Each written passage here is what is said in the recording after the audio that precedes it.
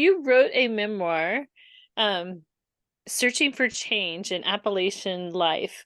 Can you tell me, like, what is it about uh, Appalachia that is so starkly different than the rest of the United States, I guess?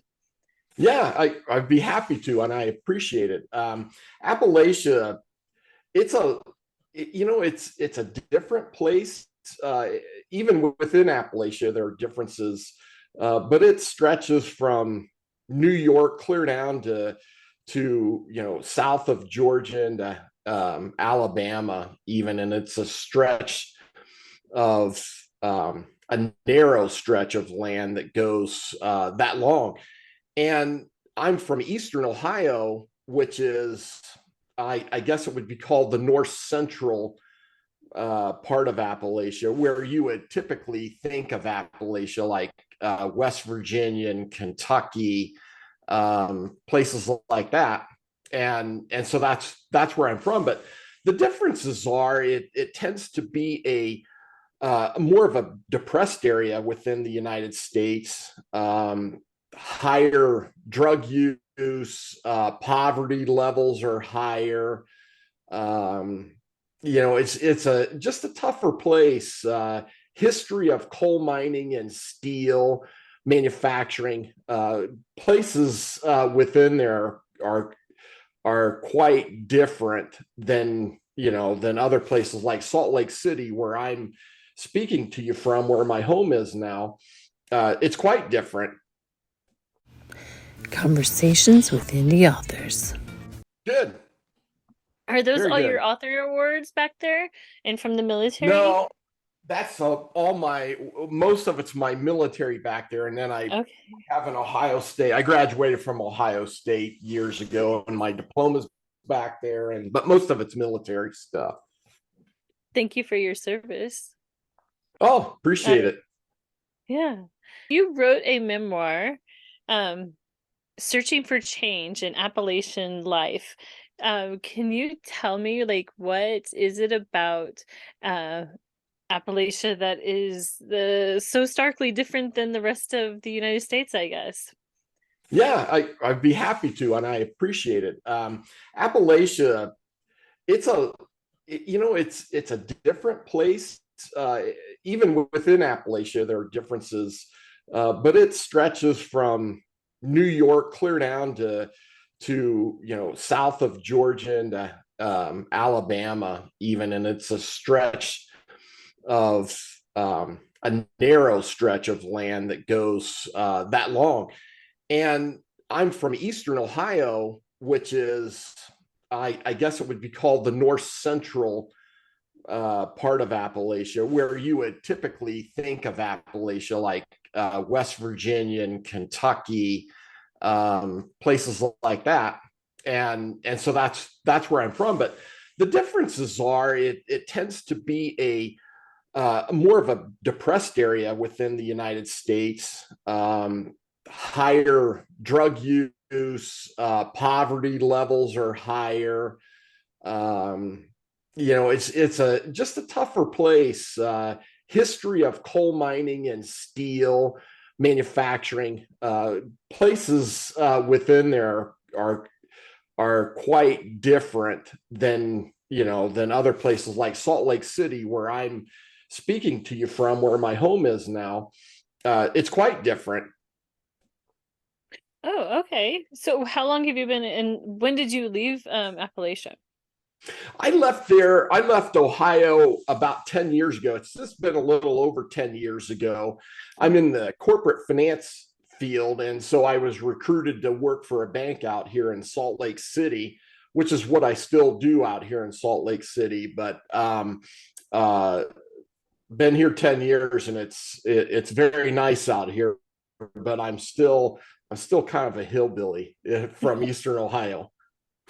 That's pretty cool. So what struck you? What was your inspiration to actually sit down and write this book? It's a great question, and that it's an important question as well. I have 5 children, and then I have right now 8 grandchildren.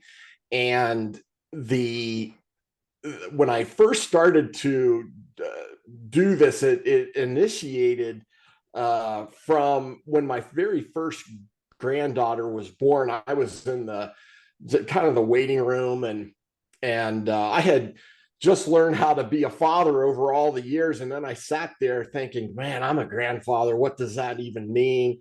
And what do grandfathers even do? And I come from a background of no fathers or grandfathers in my life. And so the only thing I could think of, Brittany, is that maybe I should take some notes of lessons that I learned over my life that I could share with my granddaughter someday and future grandchildren.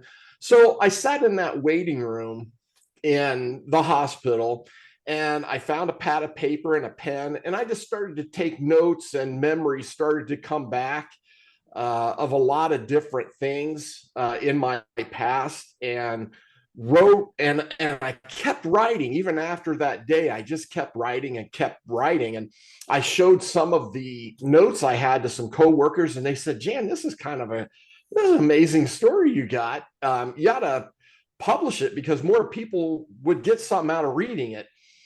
And so it took me 11 years, Brittany, to write this book.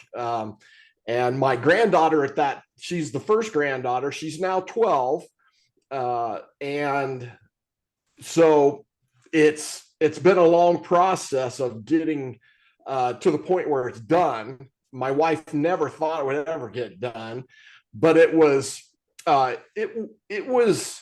had some interesting things about writing that I never really fully understood. The first being I had to teach. I'm a business writer. I didn't know how to write that people would be interested in reading. So I got some coaches to help me and things like that. And I learned how to write better from the standpoint of interest that others would have.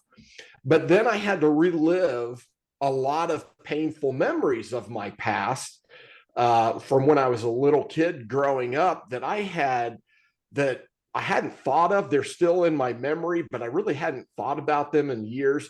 All of that kind of bubbled up again, and emotionally difficult to get through the book, but it's done. It's been out a year. It's on Amazon and iTunes if you like to listen to it. And but that's my long-winded answer to your question. What began that effort? Can you give us a couple of key takeaways from the book? Sure. I think there are a couple of main things about the book that come through.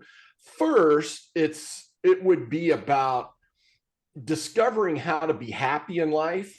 And I think a lot of people many people have trouble, I believe, finding that thing that really makes them happy. I think there are people that go through life and trying to find that.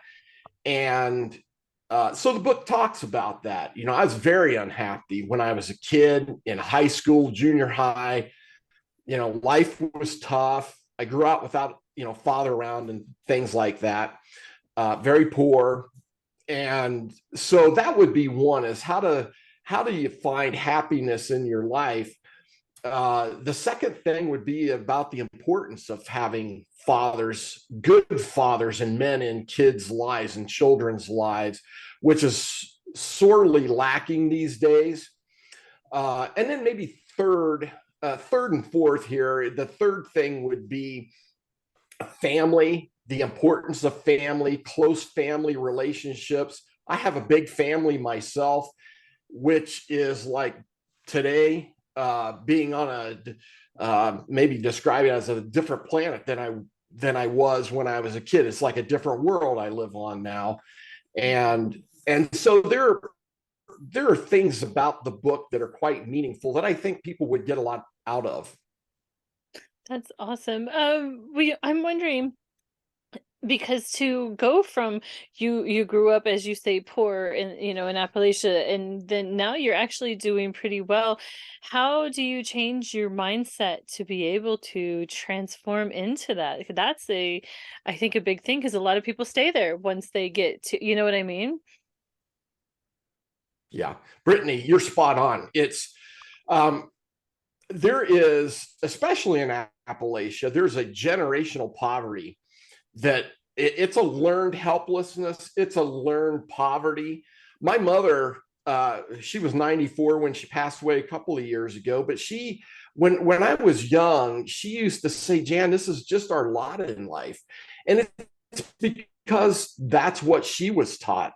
And so the importance, and I talk about this in the book, the importance of discovering that each person has worth and value, and it can achieve things.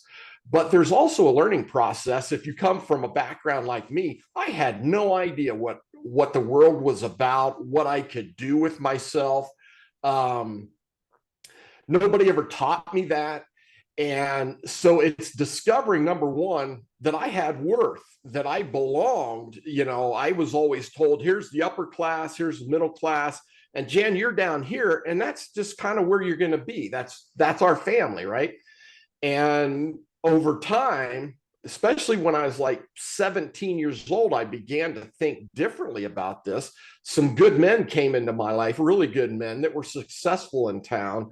And I met them and they started to talk to me. They didn't have any, there wasn't anything I could provide to them.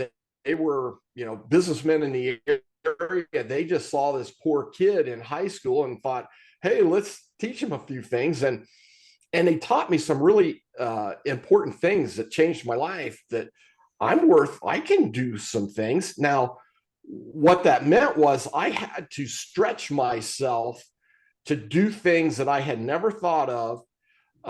It was very, stretching yourself to do things that you're not used to is very scary. It's difficult, but I found the more I did that, the more I stretched myself, the better I became. Wow, that's powerful. This is what I was thinking when I was looking at you coming on the show. I was like, you know what? Because you explain that in some of your bio, but this is the meat of it. This is the real, Yeah. because our mindset really does change everything, because it puts you in the direction of wherever you're going to go, and you have the ability to change that mindset. And a lot of us don't Yeah. even realize that we can. That's It, it's spot on. It's very true. I include a couple studies in the book that I discovered writing the book. I did a little research. There are studies about people that, like me and like a lot of others, that I don't really like the saying, but applies here. You don't know what you don't know. And there are a lot of people that go through life trying to be better and trying to accomplish things, but they simply don't know where to start. That was me. And everybody has a different starting point, but at the same time, just know that there's more to life. And like I said earlier, I live in the same world that I did when I was 17 and younger. And but the lens that I see the world in today is much different than I saw when I was 17. The lens today is clearer.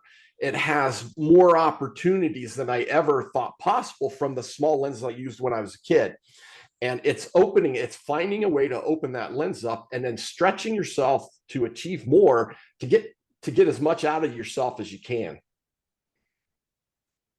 it is that magical spot, right? It is like that you're pushing yourself, but you're not doing it too much where it's overwhelming and you give up. There's a sweet That's spot. There is a sweet spot, and it's not allowing you to be distracted. In today's world, from when I was in high school, I don't know how I'd be a youth, or a teenager in today's world.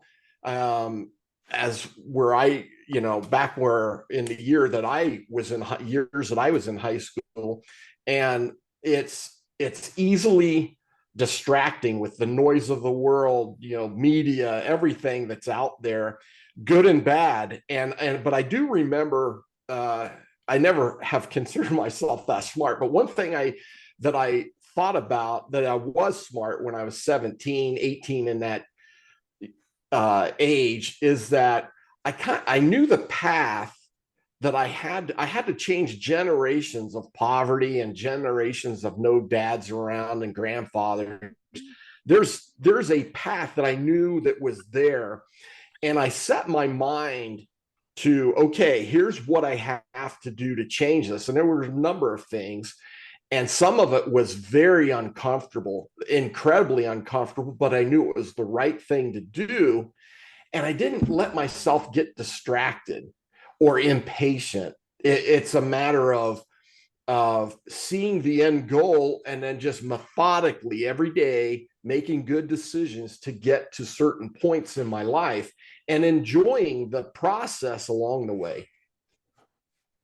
I think that's absolutely true. I think there's what you're talking about is, the lack of fathers and good men, but I think that there's an emphasis on good men, because I think there's been this whole women put up with not good men for a very long time, and women have been put through quite a lot. And I think there's, especially with women going in the workforce, and now we can provide for ourselves, and so we're like, well, Yeah. then why would we choose someone that's not good to us if I'm going to be doing all the work and providing all the money myself anyways? Then what's the point? Yeah. So, but I Yeah. think it is key that they have to be quality, because whatever Right. you can't just have any male around simply because they are a man in the child's life, or if you have children, you have to, well, they're going to emulate that man. Yes. So that has to be a quality man in my child's life Yeah. There to were a add lot of, positively. absolutely true. There were a lot of men in my life growing up, and they weren't good men. My mother, my mother, she used to tell me when I was young all the time, Jan, never trust a man. Just don't trust men. And so it came from her background. Mhm. So there's a double-edged sword there. I was a man going to grow up, and so, and she said, well, you're okay, but don't trust men. But at the same time, there is a very valid point that you make, that men have to be good men. And because I know the other side, and I of the poor men, but I also know the other side of that. I surrounded myself, luckily, with some really good men. They were family men. They took care of their families. They loved their wives. They were loyal. Their wives were loyal back. And, I met my wife. We didn't start dating until right. We dated right at the end of our senior year in high school, but we met in the 7th grade in junior high, believe it or not. But we're in our 40th year of marriage this year. And I wouldn't be talking to you if it wasn't for my wife. And she'd probably say the same thing to you about me. But you're right. It comes down to a partnership, a relationship, because the relationship between men and women spouses it's kind of a unique thing that done correctly, you can achieve a lot of things in life. That's true, and there's a lot done incorrectly. Oh, it's all over the place, Brittany, as you would say. And it's another reason I wrote the book. Is it seems to be a lost, to me, it's like, do these things. In my brain, it's simple. I didn't say easy. It's simple, but for a lot of people, it's hard. It's hard to find that path, and it's hard to find those good men or good women. But there are certain things you go about doing that are key to success. Oh, I think that's absolutely true. Well, and everyone communicates in a different way. You know, there's a whole, way we speak to each other, and everyone has different. You have to look at, okay, so I think before, as children, it was thought that little girls emulated their moms and little boys emulated their fathers, but I'm like, there's so much more to that. Like, I know personally, I emulated my dad. That's Yeah. I saw my mom as weak, and I'm like, I'm not doing that. And so I emulated my dad. I wanted to, be the boss, and I'm like, I'm not doing that one. But my husband, he very much emulates his mom. But in his world, women are powerful. Like that's Yeah. the so I'm like it's so you have to look Yeah. at that dynamics, how It's they grew up, what they understand about life, and then how did you grow up and where are those things? Because you usually come into relationships to learn how to right. heal.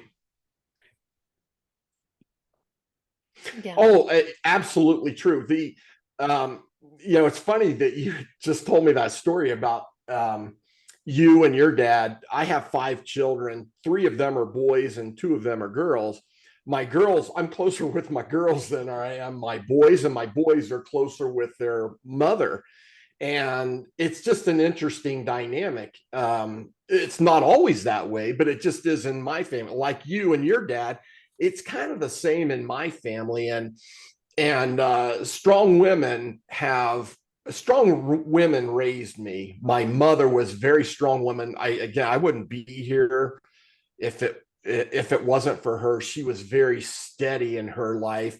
She never got remarried. She was divorced from my dad when I was just a baby. Never got remarried in it, and I have a brother and sister, and was the steady rock. Otherwise, I would be a statistic. Like in my book, there are a lot of statistics of very bad things in single mothers raising kids, and especially in Appalachia. But my mother was a steady, strong woman. I had the only grandparent I knew was my grandmother on my father's side, and she was very steady, very strong.